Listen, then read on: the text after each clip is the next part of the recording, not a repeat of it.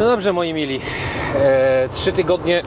4 tygodnie później jedziemy w tej chwili odebrać sobie naszą Vectrę i 500 srebrną, którą zostawialiśmy do lakierowania. Sorry w ogóle za doznania dźwiękowe, no ale jedziemy lawetą i ten szum niestety gdzieś tam musi być. Więc tak, będzie i 500 odebrana, ta srebrna, jest fajnie pomalowana, tam dowożę dzisiaj Danielowi jeszcze listwy, progi, żeby po prostu już wszystko było na tip-top zrobione, bo oczywiście ostatnim razem nie zabrałem. To jest jedna rzecz, którą Wam zaraz pokażemy. Ja jestem zadowolony, bo naprawdę bardzo fajny czas operacyjny. Tak jak mówię, 3 tygodnie chyba, jeśli mnie pamięć nie myli, i mamy odebrane auto. No i co? Przygotowałem też dla Was niespodziankę, bo będziemy jechać kupić jeszcze jedno auto, ale na razie nie zdradzam co to. Zobaczycie za jakieś parę minut w filmie. To jest auto, którego długo szukałem i na jego przykładzie, jeśli oczywiście weźmiemy je, wytłumaczę, dlaczego też zdecydowałem się na taki samochód niż na samochód, którym może nie trzeba by było dołożyć złotówki, ale byłby 5-6-krotnie droższy. To już jest jakieś tam moje doświadczenie i Wam też jestem w stanie to fajnie wytłumaczyć. Jak widzicie, jedziemy lawetą z lawetą. Laweta niestety wypożyczona, bo naszej nie ma, zaginęła. No po prostu została skradziona, to już o tym na pewno słyszeliście. Czekamy teraz na przeprawę z firmą ubezpieczeniową, wszystko już jest w rękach prawników. Mam nadzieję, że to w miarę szybko nam się uda poskładać i będziemy mieć już swoją nową lawetę. Możecie teraz zobaczyć na wrzutkach. Przewieźliśmy Maserati Quattroporte. No jak wiecie, bujamy się, bo w Maserati mają to do siebie, że te z przełomu lat 90. i rocznika 2000 mają to do siebie, że są problemy z immobilizerami i generalnie z elektroniką, to jest taki powszechny temat. No i też mam taką refleksję, którą się za chwilę z Wami podzielę, ale nasze Quattroporte trafiło inaczej. Sterownik już 4-5 miesięcy temu trafił w ręce grupy ludzi, która zna się na temacie, natomiast problem jest taki, że do sterownika nie ma schematów. Dalszy problem był z czytaniem pamięci ze sterownika. No ale teraz gdzieś tam jakieś ręce ma ktoś maczać, kto bawi się w Ferrari, bo to w zasadzie ten sam sterownik też był gdzieś tam zamiennie stosowany i w motocyklach Ducati, i w pojazdach Ferrari. W przyszłym tygodniu mamy wiedzieć, czy immobilizer puszcza. Jeżeli tak, to zabieramy auto i wchodzi do nas pod ręce. Będziemy walczyć z tematem mechaniki i po prostu rozjeżdżeniem tego auta. Tak jak mówię, warto uratować, bo to jest V8. W Quattroporte mało tego wyszło. Oprócz tego jest jeszcze V8 z manualną skrzynią biegów, więc też moim zdaniem taka unikalna konfiguracja, jasny środek, to co lubię. Kolor niebieski, granatowy, ale niestety w takich wychodziły. Moje wymarzone to jest bordowa z jasnym wnętrzem, ale jak się nie ma tego, co się chce, to trzeba lubić to, co się ma. Teraz słuchajcie, taka mała dygresja, jeśli chodzi o to, co będzie klasykami i co będzie autem, które przetrwa dekady i powiedzmy sobie, za te dekady nie będzie nieruchomością, tylko będzie ruchomością, czyli będzie jeździło. Tak patrząc na to wszystko, moi drodzy, ja zaczynam mieć bardzo duże obawy związane z tym, czy motoryzacja lat 90., końcówki lat 90., która już zaczęła obfitować w bardzo wiele sterowników, bardzo wiele komputerów, ma szansę wejść na arenę takich aut kultowych, które będą faktycznie jeździły. Co z kim rozmawiam, to w zasadzie każdy mówi, problem ze sterownikiem. Czy to nawet u Michała w Alpinie też miał przygody ze sterownikiem, musiał drugi sterownik ułatwić. W Maserati to jest w zasadzie plaga, tam jeszcze wypadają immobilizery, pestki z kluczyków, więc coraz więcej aut ma te problemy. Moim zdaniem, to dajcie znać, jak jest Wasza opinia, ale moim zdaniem samochody, które mają napchaną elektronikę, one za jakiś czas po prostu będą unieruchomione. Bo mimo tego, że auto będzie stało, te komponenty w sterowniku, rezystory, kondensatory, procesory, one będą ulegać degradacji takiej samej z siebie. Moje odczucia są takie, że wszędzie tam, gdzie zaczyna być komputer sterujący tym, tamtym, siamtym, może się okazać, że te auta za jakiś czas po prostu będą unieruchomione i nie będzie możliwości pracę z tymi autami na normalnych sterownikach. Pewnie przyjdą jakieś rozwiązania pod tytułem sterowniki, jakieś takie zewnętrzne komputery. Ale to wszystko będzie jakiś, powiedzmy sobie, zachód. Już teraz wiele osób, może inaczej, wiele osób zastępowało gaźniki w samochodach układami wtryskowymi, montując coś, co się nazywa jakieś emulatory, wtryski, komputer sterujący tym. Powiedzmy sobie, w wielu przypadkach fajnie to się sprawdza. Natomiast boję się, że jeżeli coś jest podomykane przez producenta, nie ma do tego schematów, te auta po prostu będą niestety, ale stwarzały problemy, będą tak zwanymi nieruchomościami. A oprócz tego myślę, że wielu kolekcjonerów po prostu nie będzie chciało ich mieć. Albo ich ceny pod kątem inwestycyjnym będą bardzo, bardzo niskie. Przykładem czegoś takiego i złej opinii właśnie jest na przykład Maserati Biturbo. Bo Maserati Biturbo przez swoją gównianą opinię na początku produkcji, przez te systemy gaźnikowe, przez korozję, w ogóle nie jest rozróżniane, że w zasadzie miało chyba ze 3 liftingi i Maserati z ostatniej serii, to które my mamy 224V, to jest naprawdę samochód kompletny, fajnie jeżdżący i samochód ogarniający tematy. Myślę, że tutaj z tą elektroniką po prostu też może być szufladkowanie i auta mogą być po prostu niechciane. Głównie mówię tutaj na pewno o autach włoskich. W niemieckich samochodach ta elektronika jest jeszcze, powiedzmy sobie, jakoś tam ogarnięta. Systemy Boscha myślę, że są systemami sprawdzonymi. Każdy zna sterowniki używanymi zamiennie w różnych autach i ludzie sobie z tym radzą. Ale z naszą Włoszczyzną jest różnie. No to co, teraz trzeba uchylić rąbka tajemnicy. Pierw lecimy do i500, później lecimy do... No właśnie, zaraz zobaczycie.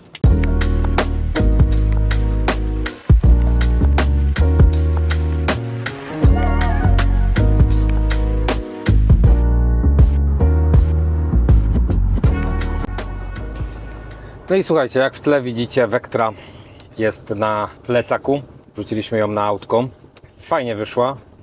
Fajnie chodzi, fajnie mechanicznie wcześniej była ogarnięta. No cóż, kolor srebrny, więc musiały być drzwi tylne cieniowane i fajnie to też wyszło. Się cieszę, że wiecie, że jest fajnie już zachowana, zakonserwowana, nie były tu robione progi, nie było jakichś tam wielkich dramatów, więc fajnie, że to po prostu takie jest w całości. No i słuchajcie, obiecałem wam niespodziankę. Tą niespodzianką jest kolejny projekt, który zaczynamy. Auto, które za mną bardzo długo chodziło. No wiecie, że mamy Calibrę Turbo, którą teraz będziemy składać. Po jakichś tam perypetiach z różnymi rzeczami, z mechaniką, z osobą, która miała to składać. Natomiast myślę, że ona po karawanie wjedzie na warsztat. Jeżeli jest Calibra Turbo, no to stwierdziłem, że fajnie by było mieć jeszcze jedną Calibrę. Oczywiście jest jeszcze jedna, czyli Rigger, która jest gdzieś tam w moich marzeniach, bo to bardzo fajne autko. Natomiast jeśli chodzi o Calibrę, tą, po którą jedziemy, tak, bo jedziemy po Calibrę, no to od dłuższego czasu, słuchajcie, rozglądałem się za Calibrą z V6. I tutaj w zasadzie w grę wchodziły dwa auta, które gdzieś tam uważam, że będą tymi takimi wartościowymi, jeśli chodzi o Calibrę. To był tak zwany Last w innym pakiecie ospoilerowania i Calibra, która była tak zwaną edycją limitowaną, numerowaną. Chociaż nie wiem, czy Last nie był, to jeżeli wiecie, to możecie tam gdzieś w komentarzach dać znać, bo ja w tej chwili nie pamiętam. Calibra, która powstała na uhonorowanie współpracy z kierowcą Keke Rosberg.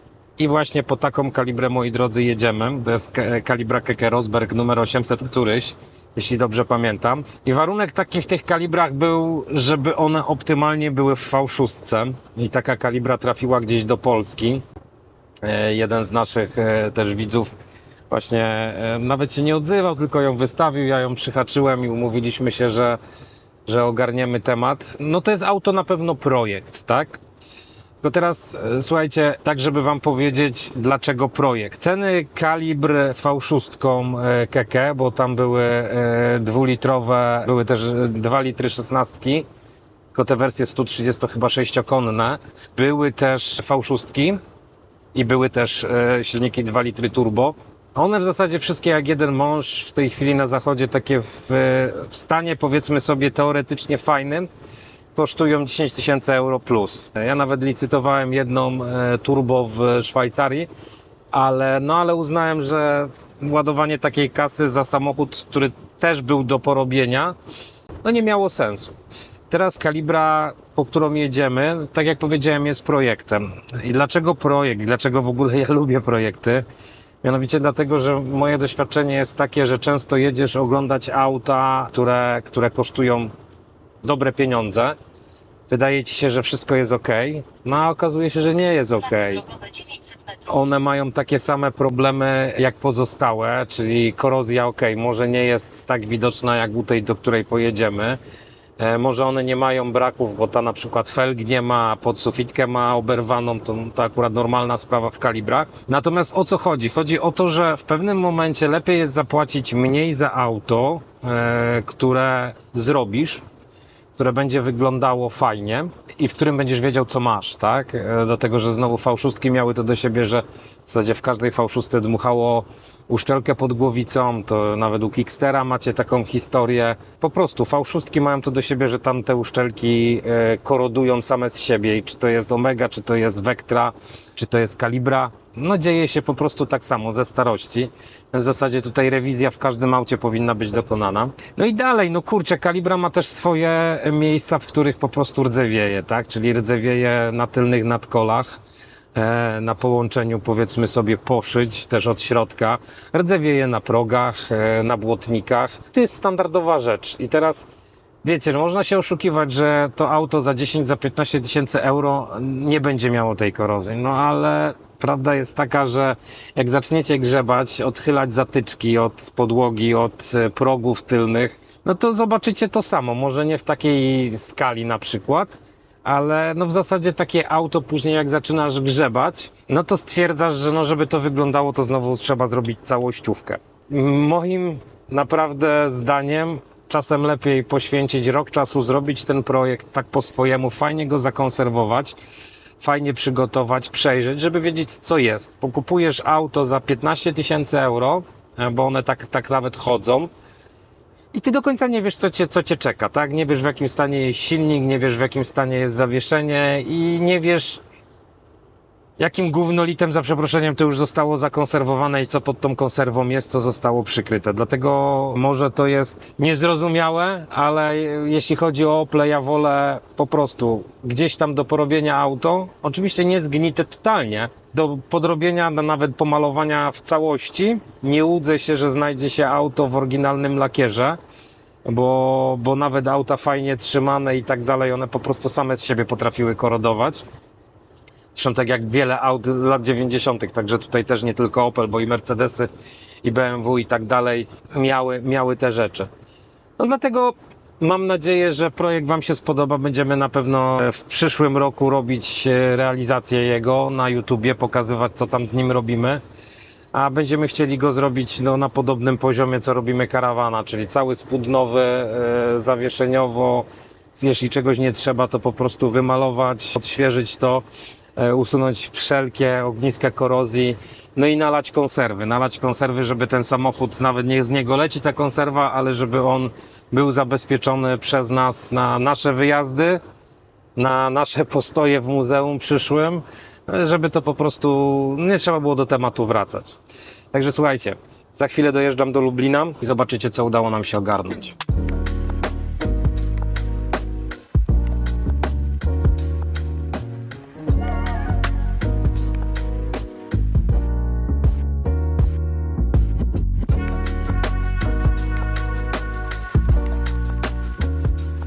I słuchajcie, wyjeżdżamy z Lublina, Keke, na lawecie.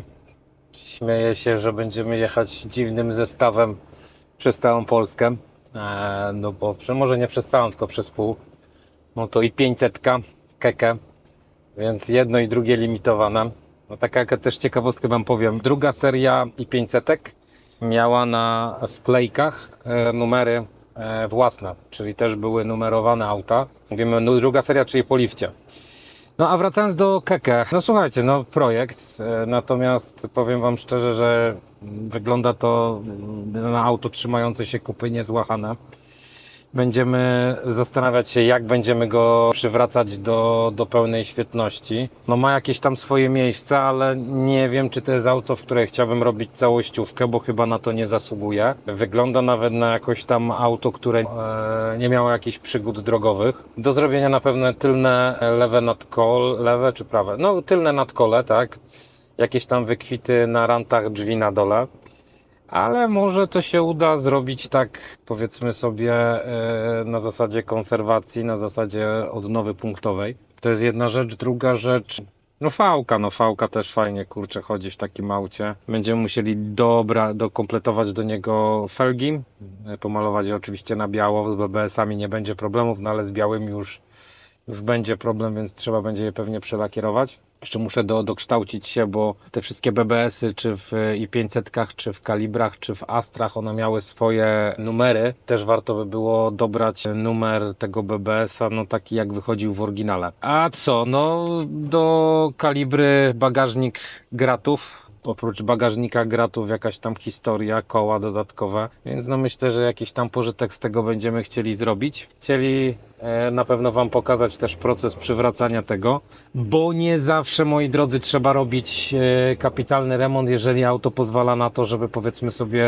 zrobić jakieś tam naprawę danych elementów i to będzie się jakoś tam kupy trzymało, więc w razie co nie krzyczcie, ale tak też można robić auta, jeżeli nie zasługuje na całościówkę, bo całościówka czasem może popsuć nawet takie auto. Do zobaczyska.